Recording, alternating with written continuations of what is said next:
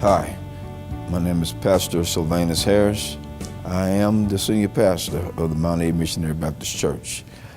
I'm grateful to be pastoring now.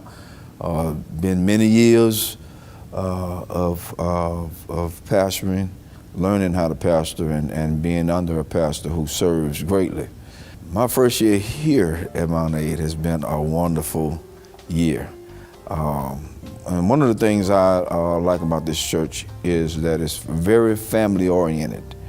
So there is no disconnection. There is a strong connection around this entire church. So as everyone have stated about their moms, dads, grandparents, ancestors have really been very instrumental in building the foundation of Mambc Missionary Baptist Church. I'll come to know the history of the church started back in 1876, One of the things I like about this church is that it has a foundation that is solid, something to build on, and something that we can make better for the future. This here is an historic area. This is something that most people dream about, but never actually get a chance to do. But in this season, in this time, God have allowed me an opportunity to pastor such a great group of people who have been instrumental to me and my family since we've been here.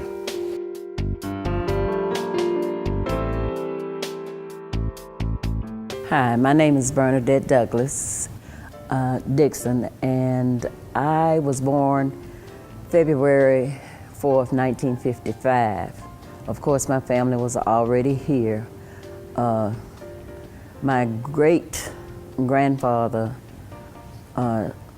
died in the old church and was buried. His sons, which my cousin Ella was just talking about, her father, both of his sons, junior and senior, were out riding the woods, as they called it. They were in the turpentine business, and they were out chipping boxes. Well, he died on a Sunday in church, and they just laid him out on the cooling board, as they called it, and they buried him the next morning, and his sons didn't even know he was dead. My father relayed a lot of the family history about the industry and stuff. According to Daddy, the land was donated for the building of a church and cemetery for the community by a man named John Carter. And I became a member of the church in the early 1960s and was baptized out in the yard out there in a pool. And I can remember there being frogs in the pool, and I was scared. After baptism, we had to come back inside the church and sit on the front seat. And then after church was over, we received what was called the right hand of fellowship. My little hands were very small, and it seemed like all those big people were just squeezing it, but it made a difference. My connection with the church has made a difference in my life. My great aunt, Melvina Douglas, as she was telling you, our four parents were very strict. I started teaching Sunday school as soon as I learned how to read. And so I stayed a member here at Mambc for more than half of my life. And then, of course, I grew up, I got married, I left the church for a while and went to another church, and recently came back home. My father was a cook, as they call it, and he learned to cook at the Mambc restaurant under Greek chef Kamanaka. And he would always refer to him as his first teacher in the cooking industry. This place around here used to be fields, and of course, everything is building up into houses now, but it used to be fields. And we walked from Spanish Fort over here to church, and either my father or one of my brothers carried me on their neck. We had to cross a log to come across the, what we call the big branch, and then we had to come up the hill.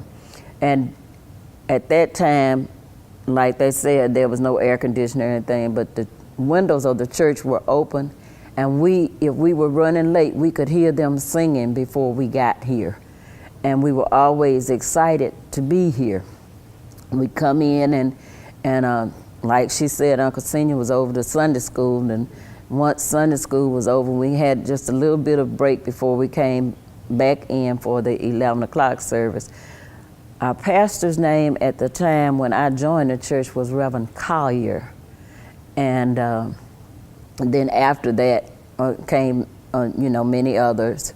At one point in time, my Uncle Lester, who was my father's brother, he was the pastor. My daddy, James Zirin Douglas, was the chairman of the trustee board. And my Uncle Jim Douglas, was the chairman of the deacon board. That was just for a couple of years. We had many active families in this church. The active families was, we had the Carrolls, the Jenkins, all of those older people were very important in our lives, and they taught us, the right way to live. Everybody at that time worked somewhere. They either worked as domestics in the home, or I had a couple of aunts that were school teachers. I think Ella mentioned Aunt Letha. But we lived well, and it was because of the church. I remember Sister Knight and the others in the kitchen.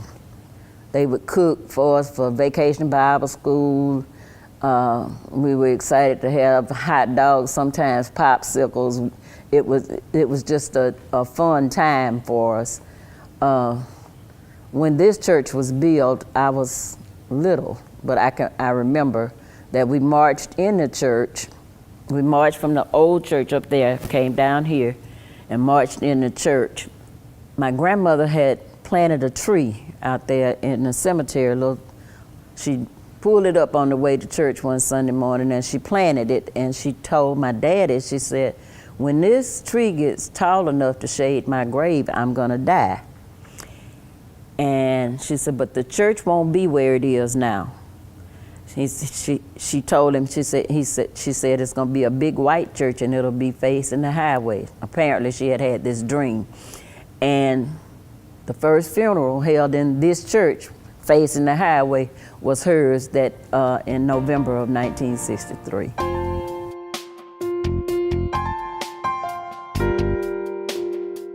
Hello, my name is Ella Douglas Glenn, and I'm a member of Mambc Baptist Church, and I'm a choir member. And my mother and father has deceased. My father was the superintendent of the Sunday school. My mother was a choir director. And we lived not too far from the church, but we were in walking distance. We had to walk through the woods to church, over a branch, and up the hill. We had one building. This is where our school was from first grade through sixth. And after we left school, I don't remember all of the teachers' names. I think one of them was named Letha Douglas, a cousin of mine. And this church is actually mostly family. When it was a new church, it was mostly family, and the Jenkins were here also, but they lived in Loxley. And we had a good time. We played outside in the dirt. We didn't have fans, we didn't have air conditioners. And when it rained, we had to go inside. However, we had a good time. As children, we played together. ate together and worked together. After that, after we finished school, after I finished school in Daphne, I left. And the church never stopped, because when I came back, after we retired from service, I came back, the church is still here. However, this is a new church. We went to the old church in my childhood.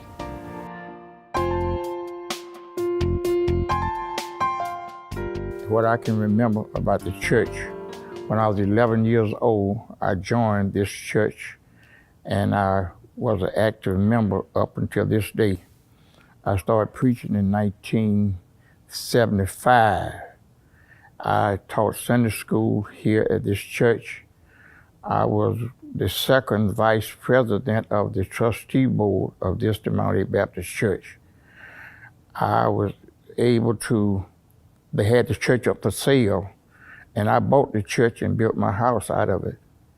And the people that helped me to tear it down was Amos Douglas, Jeff Quinney, Paul Douglas, and myself. I remember when we had to go down to the spring to get water and bring it to the church, and they had two toilets, one for the men and one for the ladies, that was out back, way out, had to walk pretty good ways to the bathrooms. And I remember when we had to baptize, I remember 5 different places we baptized. One was down at the foot of the hill, one was over there on Turkey Branch. We baptized across the woods from Mambc Baptist Church. I remember once we went up there to Mac Brumley and we baptized. And I remember the old church had a bell there, and we was going to school at the Turkey Branch School, and they would always tell us to not get under the bell because it could fall.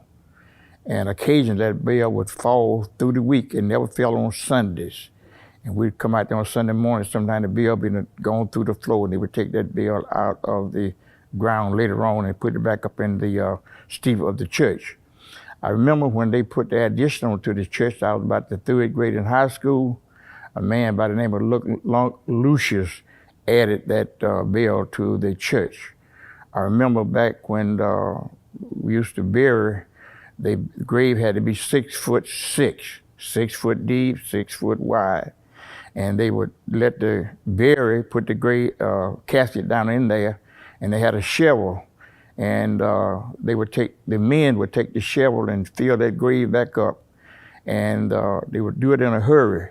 And men would rotate. The youth would bury, they have funerals on a Sunday then. And the men would pull off their coat and rotate with that shovel until that grave was filled up and heaped over the top with dirt. The next thing I remember about this church, that my daddy was a deacon of this church. He was also the trustee of this church for about 20-some years or longer. The next thing I can remember about the church, that when we were children, Miss Melvina Douglas was the primary teacher, and she taught the Sunday school, and she would teach us what thus says the Lord. And after that, we remember that Miss Stallworth, she was the musicianist, and I can remember the first one that played for our church.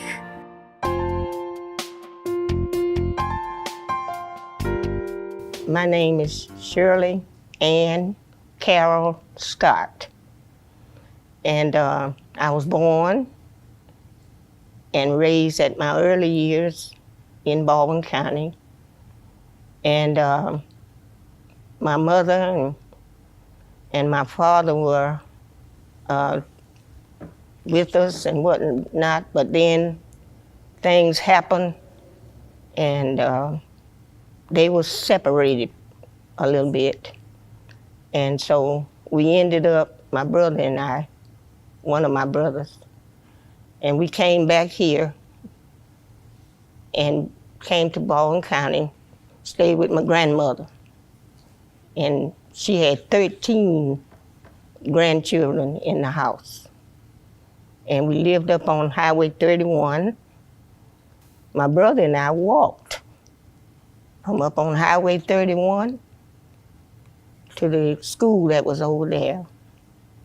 And even the interstate that you see the car ripping and running there was not there. But we would do that, walk through the woods. And then things turned, and my mother got sick, and she had to go to Marianna, Florida, I think it was, to go to a sanitarium. So I had to come back here again and stay with my grandmother. And I was there going to school until I graduated, and I was blessed to be able to go to college, Alabama State in Montgomery. And I finished the course there, and I came out, and I was, then I went to college, and I got a teacher's certification. And as I would go and do, and I learned how to do so much in reference to the children, and I would try to help them all I could. And I was a member of this church, and eventually I would work with the choir. I'm secretary, and several other activities that were going on in the church. And after my mother passed, it kind of stunned me, because as I wanted to grow up and do so I could do for her, and she wasn't here.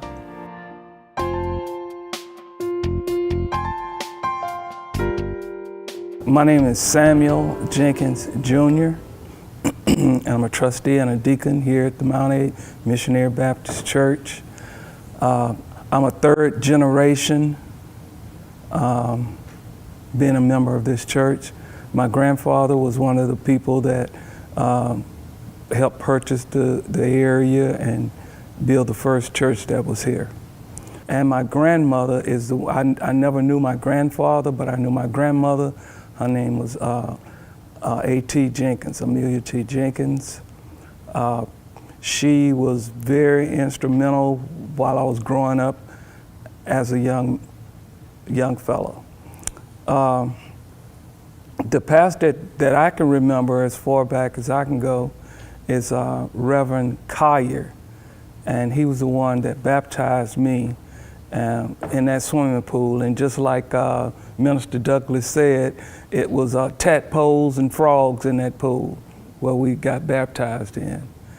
I'm 65 years old. I was born January 5th, 1955, and I've been here all of my life. Went off to college to Alabama State University and returned. And I served on the usher board. I've been taught by Reverend Longmire. I've been taught in school by Sister Scott.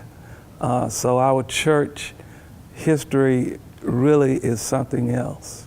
My grandmother would line us up, all of the young men in the church. She would line them up. She would sit on the second row in the church, and she would line the young men up. I'm talking about, I say young men, but I'm talking about 8, 9, 10 years old on that front row of the pew. And you have to sit there and listen at the preacher. And if you turned your head to look over at the other one or started to talk, my grandmother could thump you so hard upside your head it would bring tears to your eyes. And everybody knew that, so we'd sit there and just be attentive and listen at what the preacher. A lot of times we'd fall asleep. But at the end of the sermon, she would always ask each one of us, tell me something the preacher said. So you had to pay attention for a little while so you get a sentence or something to tell her, because she wasn't going to be pleased if you didn't have anything to tell her about what the preacher said. These people were strict disciplinarians. They wanted you to do what was right, and they didn't tell you anything wrong. They were leaders, and they wanted you to be leaders. And to this day, I know of none that have gone off to prison that came up in this church. I know of none.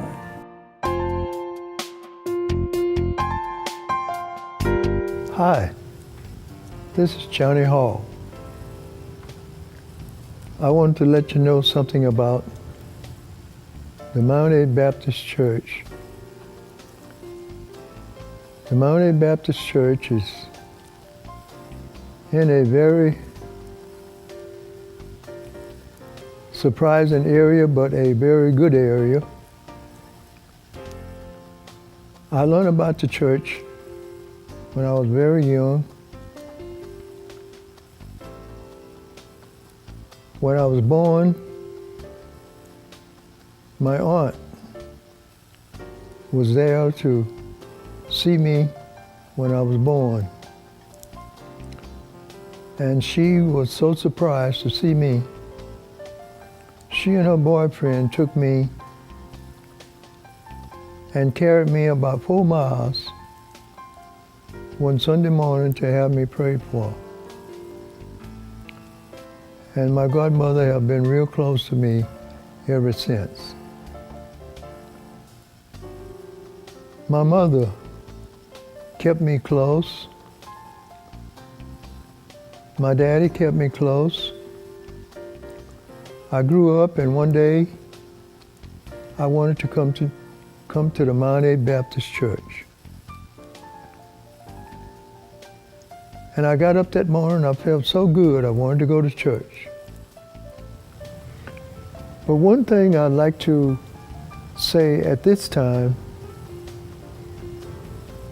the last pastor that was in this church before Reverend Harris came and took over, his name was Reverend Collins, Reverend George Collins. He lived in the Brumley area. Reverend Collins would come in and he'd give his service on a Sunday. He'd be service to the community. He would visit the sick. We would take trips. He was a fine man. So much so until he saw to it that he wanted me to do some, I'll say, household chores for him sometime. So he came to the place where he wanted to call me every time something went wrong in his house. So much so that I became just like a servant to him.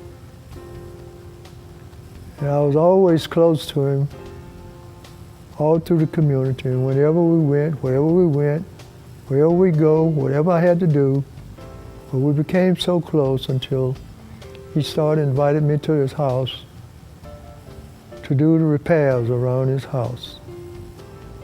I did that for years and years. Whatever it was, or whatever he wanted me to do, because he knew I was very instrumental in that type of work, because I did it all my life. So I ended up doing various shows for Reverend Collins, and it ended up, we got to the place where we became to be associates with quite a few members of his church in his own community, which was his relatives. I got a chance to deal with his whole family. His wife, his mom, his children, and a lot of his friends. I'd go into the area whenever they wanted me, and I would do what I could to make things happy. And that's where we come from today. Reverend Collins was a great man. He did a great job in the church. We loved him. But now we have a new pastor, Reverend Harris, which is a fine man. From day one, he has been a joy ever since we've been here. And we hope everybody that have ever visited this church, through Reverend Harris, who is our pastor now, or any other minister that have ever come to the Mount A Baptist Church or any other congregation that had ever visited our church. We hope that you can say like we can say today.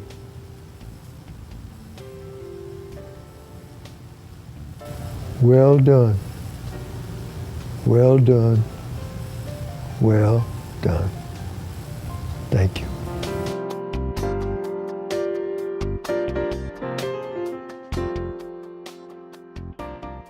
Hi, my name is Verdine Boyd Hollings. I was born March 28, 1945. I was raised out at Mount Aid. My parents were here, D.C. and Arlene Boyd. It was 8 of us. All the children were raised and born out here. And we all were baptized. I was baptized when I was 8 years old under Reverend Lester Douglas. They had a pool out back. I was baptized out there. My sisters, the older ones, was baptized in a creek down the street on CC. They called it the CC Road. And then several of them was baptized down the hill right there. It was a creek down there that they were baptized in. We walked to church every Sunday morning. I lived between Highway 31 and 90, and my sisters and I and James Zetta Quinney and Marjorie Hall, Lena Mae Quinney, and Jeff, all of us would walk all the way from 31. They'd come across 31 down to 90, and we'd walk all the way up Highway 90 to church every Sunday morning, time for Sunday school. It was also a Mount and Sis. They were the Douglases. We lived all in the same neighborhood, but we'd walk out here every Sunday morning, and a lot of times we'd be coming to church. We could hear Uncle Rita, that was James Zetter and Marjorie's daddy. We could hear Uncle Rita singing, "I'm going through" before we get here, and we'd be running, trying to hear Uncle Rita sing. It was awesome there. My grandfather also, he was out here. Frank Austin, also Uncle Rita and them, they rode horses. Every morning on Sunday morning, they'd have that wagon. And sometimes we'd get on the wagon with them and ride out here to church. But most of the time we walked. I can remember when it was right up there, the old church. That's where we'd be running, because it was like a little trail that came up that hill all the way through here, and we'd walk up to the older church. That's where we attended church up until this one was built. Mr. Ishmael Carroll, he was a deacon out here, and he would ride his horse on Sunday mornings. Every Sunday morning he had a great big white horse that he had on that wagon, and he'd ride it to church every Sunday morning. It was the Douglases, the Austins, the Carrolls, Jenkins, the Boyds, Jerkins, Mr. John Jerkin. He had a daughter, LaRose Jerkin. She was a musician here at one time.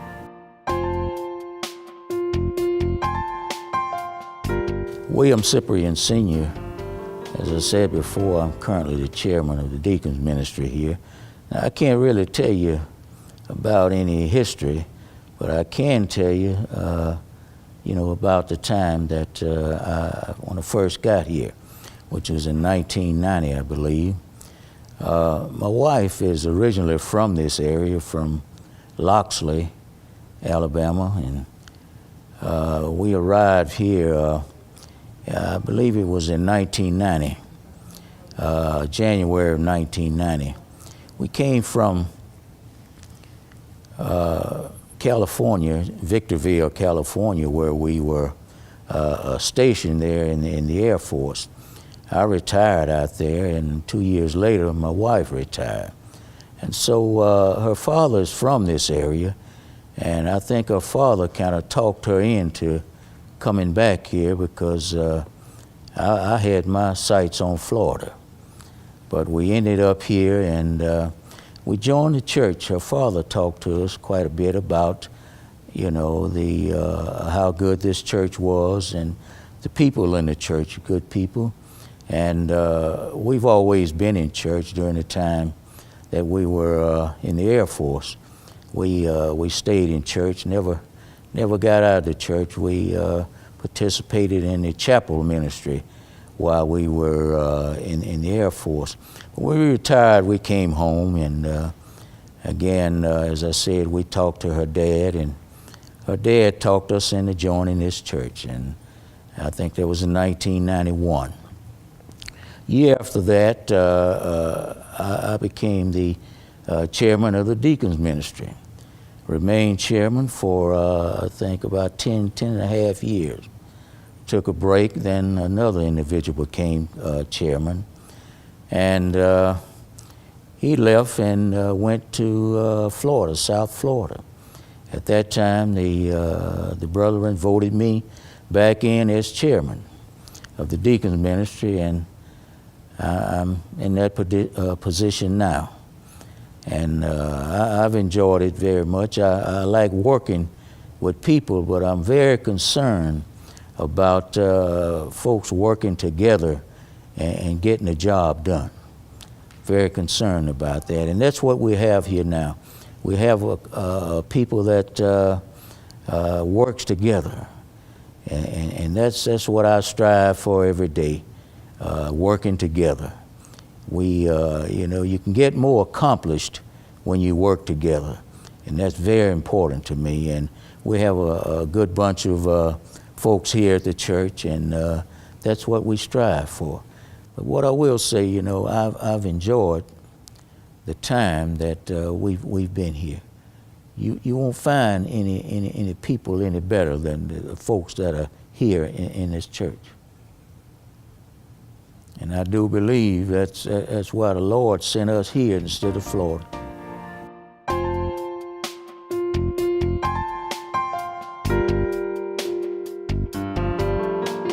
Senior Douglas was a father for 13 children, and I'm right in the middle of them. But we all were members of this church. And he was so strict when we were younger. He could look at you. If you were out of place, you jumped back in place. He was just that strict. And my mother used to tell him all the time, "You're too strict on those girls." He said, "They are mine. They're my girls. I want to raise them right." And he did, out of the 13. And when he got ready on Sunday morning, he would lead the way, and he made everybody get up and have breakfast around the table. But he prayed so long, the food got cold. But we still had to eat it before we left to come to Sunday school. And we stayed at church all day. Sunday school, 11 o'clock service, BTU service, and I don't know what else. But we had a lot of fun.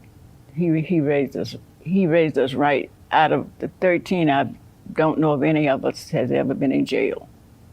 I was born July 12th, 1933, and I was raised here in Baldwin County, and the creek down here where we were baptized, some of us were baptized.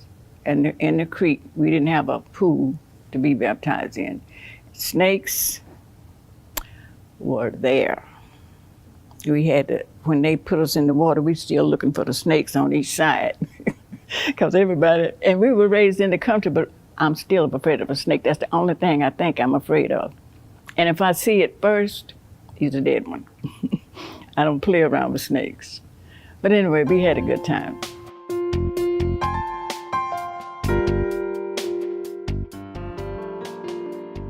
In later years, I think they was afraid that the front cemetery, the cemetery which was behind the church in the beginning, and now it's on the side of the church, that it was going to fill up.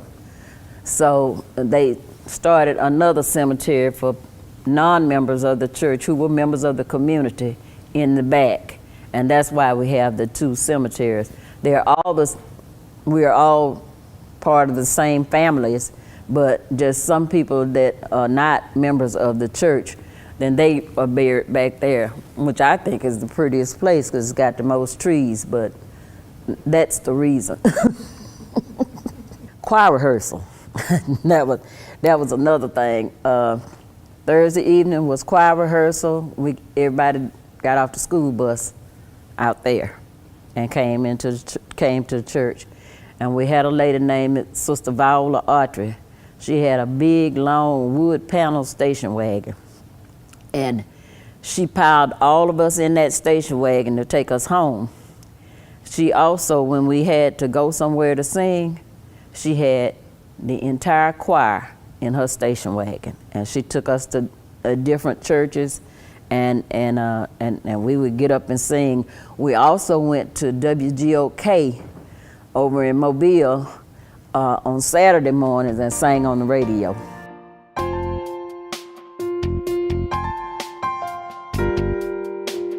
And the first pastor I remember was Reverend Scott from Admo. And the latest pastor we have now is Reverend Sylvanus Harris. So I can remember from then up till now all the pastors. And we can say this, that Deacon Hilliard Jenkins, he was the chairman of the trust of the deacon board. And I never seen a man that the people admired as he was admired. He was, they really respected him as well as he was the pastor. Whatever he said, there was no question. He just said it. I remember one time we was out here digging up the stumps out here at the church. I was operating a backhoe, and one of Deacon Carroll was somehow or another, he got in the way, and I took the backhoe and switched it around real fast, and that bucket hit Deacon Carroll, and he fell to his knees. Blood came out of his eyes, nose, mouth, and I just knew he was dead. But by the grace of God, he went to the hospital, stayed about a week, and he survived, and he lived years after then. I remember also when I was a little boy, you could count the cars on one finger that was here at this church. Men came on horsebacks, some people came on wagons. And the next thing I can remember about this church, when I was tearing the church down, there was an accident right down this, at the highway where you came to the church, and a man was killed. The next thing I can remember about this church, that I used to teach Sunday school right here in this side here, teach the young men. And I also sang in the choir. I was a Sunday school teacher. I think I'm repeating myself here in this church. And some of the young men I taught with Brother Samuel Jenkins and Brother Shelley Jenkins, and I say Shelley Jenkins, his son. And the Lord had blessed me from then until now. I've been preaching for 45 years. And I remember Sister Scott, she was the secretary, that made out the license and signed my name on the credentials. And now it has almost faded out down through the years. And I can say that my father was the one that picked this spot for this church to be built. Reverend J.C. Collier was the one from Pensacola, the one that built this church. And I think Brother Wheaton was the contractor that added on to this church. And I remember, I think 1944 was the first member of our family that was buried here. His name was Edward Longmire. And then later years, my mother passed, and then my father passed. And that's all we had buried in this church. So we've been blessed when it comes to the death of the immediate family of the Longmires. I think we got about the shortest list of the people been buried here. And I just give the Lord the glory and the praise for the many blessings that he has blessed me. As I said earlier, we always walked to church, but now the Lord had blessed us that we able to ride here. We got air conditioning, we got carpet on the floor, we got padded pews, and we have really been blessed from the time that I've been here up until this day. I never thought that I would see the church progress the way it has progressed down through the years, from walking till now we're able to ride, and we're able to just sit back and enjoy how the Lord had blessed us with the facilities that's here, that's in our church.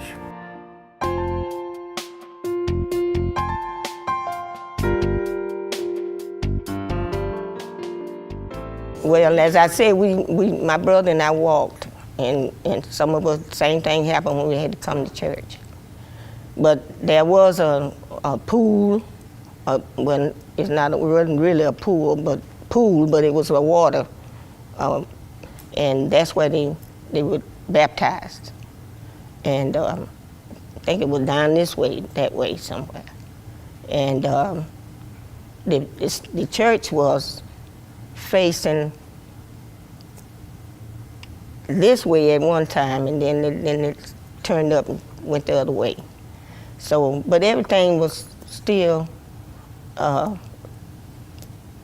dedicated to doing what was right, and we enjoyed coming, and we had the young folk singing in the choir, and then as we grew up, we took part with the other churches' activities that were going on. So we are just thankful that we had the avenue to walk on where we could do those things for ourselves.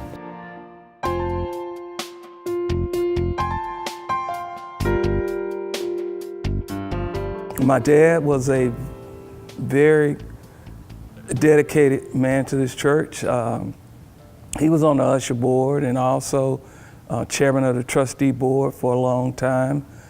And I have that position now, just recently been in that position. And I got some big shoes to fill. My dad was the first the only black county commissioner that we have had in this county of Baldwin County. And he's got a highway that's named after him that runs right in front of this church. He was very dedicated to his church, and my mother was also. She sang in the choir and everything. And all of my brothers grew up here. My mother had 5 boys. 2 of them are deceased and 3 are still living. All of the descendants that were, all of my dad's brothers, siblings, and everybody have passed on. The last one passed on earlier this month. So that was the last one. My granddad had 5 boys and 3 girls. All of them were very, very successful and pillars wherever they went within the world. They were stationed all over the world. And they constantly would send donations back to the church whenever we had special drives. Ever since I've been here, this church has always been financially stable. Ministers never left here without being compensated. We've always, matter of fact, we paid our bills on time, and this church, we always paid it off, bills off before they matured. And from what I can remember, I was told that used to be where we've got the fellowship hall was a school, and the church had donated it to the state to be a school, and my grandmother taught at that school. So my family has got a long history of being here at this church. The windows were open at the old church, and there was a lot of church going on in there. People used to get, ladies and men used to get happy in church when the preacher would say something that touched their hearts, and ushers would have to come and sit them down and fan them to get them back calm. I think it was a way of relief from the pressures that that person had gone through that week, and then to be able to let it out and then be charged up by the minister and move on for another week. It was oppressed, and but we kept moving on. Our ancestors did, my grandmothers, my dad, and we didn't even know that we were really being treated not equal because of the love and the care that they showed us. I mean, we thought we knew we were cared for.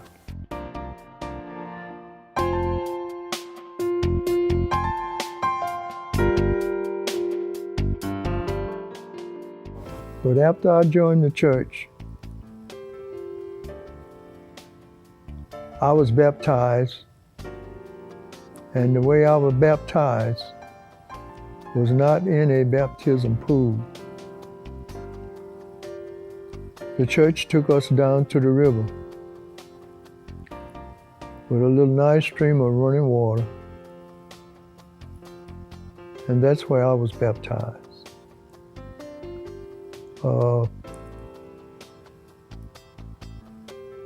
Our church eventually, we had a big storm, and I don't know what happened, but the big bale fell through the steeple and damaged the church. So after then, the people began to look for another area to put another church up. So they kept on till they started this church. And if I go back a little bit and to bring you up to date on how this church started, excuse me, we had a pastor and his wife out of Pensacola. His name was Reverend George Collins. He was a very smart man. He did a lot of preaching for our church. And I didn't know he was a bricklayer. I didn't know he was a block layer. But one day, they found a new area, which is the area in which we are in now, to build a new church. Reverend Collins was the block layer. He laid every block. Him and his friends laid every block in this church. They built it. They finished it. We moved in. And then we began to see a little bit further. Yes, he was talking about picnics, dinners, or whatever you want to name. We would have that sometime after church service. So this church that we're living in now has been very tremendously appreciated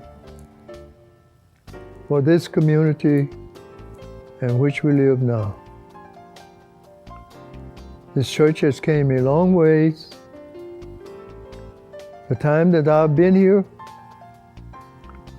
I've been able to see many ministers come and leave, and then we get another minister, until this day have come.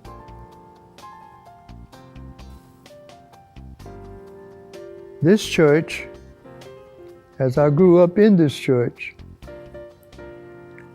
I was very instrumental. I always wanted to be appreciated in whatever situation I was in. So this church, being the church that it was, and people elderly people of this area realized that they saw a little potential in me as to what I could do in carpenter work and so forth. Many times I found myself in this church working. I never shall forget the pulpit. One day, we was trying to improve the situation. And they wanted me to improve the pulpit area. So I came in and I began to work on the floor first. And something happened to me that day that I will never forget. I was using some very expensive stain in the pulpit area. And I don't never like to use the term devil, but sometimes you can't help but say it. I was in the pulpit, I was working, and all of a sudden, it's a good thing I had my drop cloth. I had my drop cloth down and everything over the pulpit, and I was working, and all of a sudden, that stain that I had using on that pulpit tried to turn over on that floor. And when it did, I caught it. And I was so pleased when I caught that varnish to keep it from staining the area on that pulpit. Then we got a pool. And the pool decided that they wanted the pool area redone. They wanted me to do it.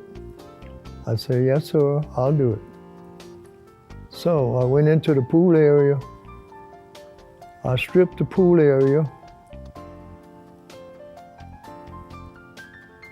I varnished the walls, and I repainted the pool area. Later on, we had an area in the back where we didn't have an upstairs. We always wanted an upstairs. We had a flat roof on the back. We always wanted an upstairs. So they asked me if I could look into the situation in order that we could have an upstairs. I said, yes, I will. I went in and I looked, and I drew them out a plan as to how they could put it upstairs. So they appreciated the plan that I presented to them, and they went to work on it. And we had a nice upstairs apartment that we can have all the youngsters to be in Sunday school during church service.